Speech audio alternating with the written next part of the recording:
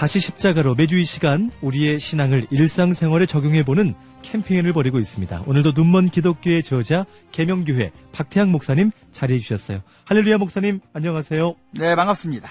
분주했던 7, 8월이 지나고 이제 9월이 됐네요.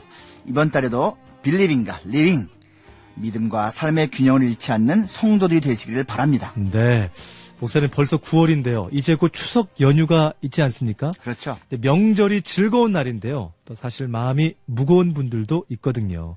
흔히 말하는 명절 증후군도 있고요. 그렇죠. 또 제사 같은 문제로 가족과 그런 친척의 모임 가운데 갈등이 생길 때가 또 이 기간인 것 같아요. 네, 맞습니다. 그 어느 때보다도 즐겁고 행복한 명절이 오히려 피하고 싶은 날이 되기도 하죠. 그래서 오늘은 명절을 어떻게 준비해야 하는지에 대해서 말씀드리고자 합니다. 네, 기대가 되는데요. 자, 명절 크리스천으로서 어떻게 준비해야 될까요? 우선요, 기도해야 합니다. 네. 이건 너무 당연해서 새롭지가 않죠. 네. 근데요, 이거 정말입니다.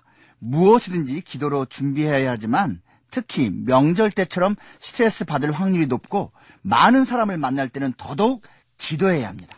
추석을 대비해서 기도하라라는 말씀 아주 당연한 것인데 좀 깊이 생각하지 못할 때가 많은 것 같아요. 명절 당일에 닥쳐서 사람과 일 때문에 마음을 고생을 다 한 다음에 후회하는 것보다 미리 영적으로 할 때 무장하는 지혜가 필요한 것 같아요, 목사님. 그렇죠. 구체적으로 어떤 내용으로 기도할까요? 명절 기간 온 가족의 건강을 위해서 그리고 영적으로 나태해지지 않도록 기도해야 되고요.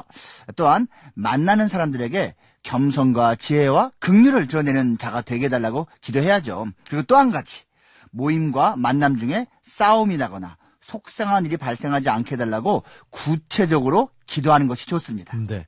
그러니까 이런 기도를 한 번만 하는 건 물론 아니겠죠? 물론 아니죠. 네, 이번 주 내내 그리고 연휴 기간 중에 계속해서 묵상하면서 기도해야 될 것 같아요. 당연하죠. 명절을 행복하게 지내고 싶다는 간절함이 있는 만큼 그만큼 열심히 기도해야 합니다. 명절 증후군을 위한 최고의 백신은 기도고요. 명절 후 최고의 후유증 치료제 역시 기도입니다. 네. 성도 여러분, 명절 준비 기도를 진지하게 생각하시고 꼭 실천해 보시기 바랍니다. 그 효과는 제가 보장합니다. 네. 여러분, 당연한 얘기인데요.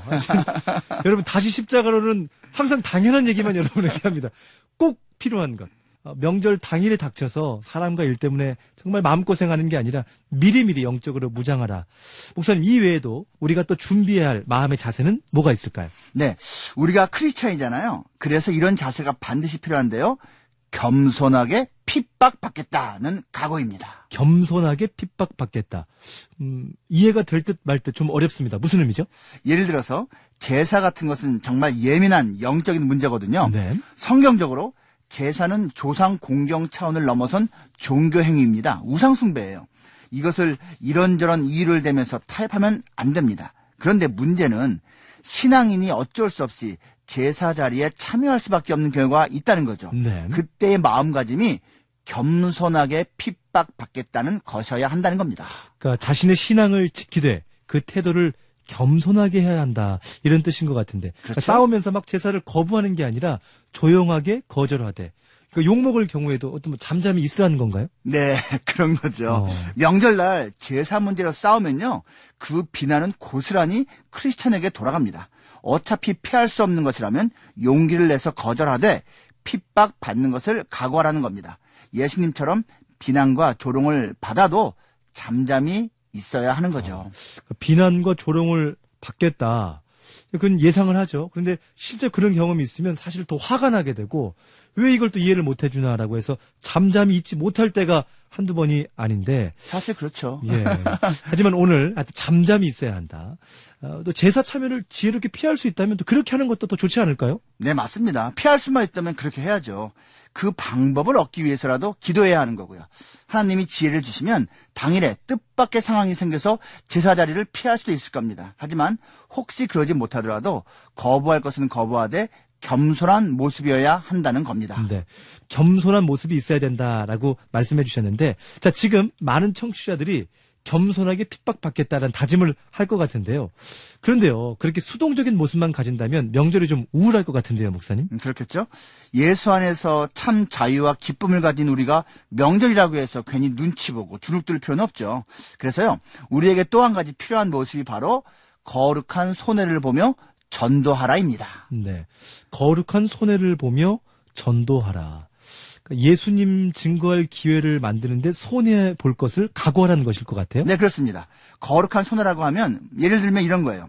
내가 손 윗사람이라도 모임 장소에 남들보다 먼저 도착하는 겁니다. 네. 그래서 부엌이건 무엇이건 남들보다 앞장서서 섬기는 거예요. 예수 모르는 형제 자매보다 내가 부모님 용돈을 더 많이 드리고요. 적당히 요령 피우고 좀 쉬고 싶어도 꾹 참고 남들보다 더 적극적으로 뒤치다거리를 하는 겁니다. 그러면 행동으로 예수 믿는 사람으로서의 본을 보이는 것이 되는 거죠. 네. 그러니까 더 낮은 자세로 섬기고 또 기회를 봐서 예수님을 전하라는 내용이네요. 그렇죠. 명절 기간에 예수님을 전할 기회를 얻는 것도 필요하고요. 아니면 오랜만에 만난 친척들을 잘 살펴보는 겁니다.